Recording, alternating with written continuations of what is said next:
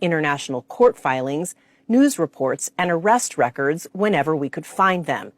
At least 22% of the men on the list have criminal records here in the United States or abroad.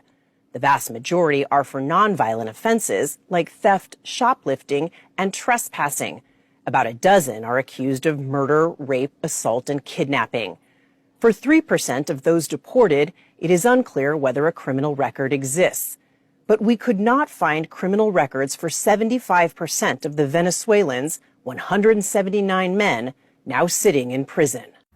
You know what really stinks about all of this news, apart from the fact, of course, that the U.S. is obviously committing human rights violations that are clearly against what they promised they wouldn't do in the 2018 bid book for this World Cup, is that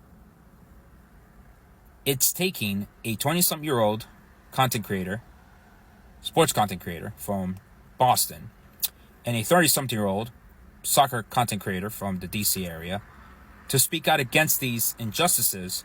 Meanwhile, you had legacy media that was all up in arms, justifiably so, against the Qatar World Cup, men in blazers, that have been silent about these human rights abuses that are happening right now, by our country, by our government.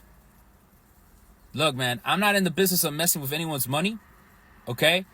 But at the same time, there is a certain feeling of like, I don't want to be the cannon fodder to y'all's complicity and silence. So I'm going to call this out one last time. And you know what? If y'all don't want to call it out, that's on y'all.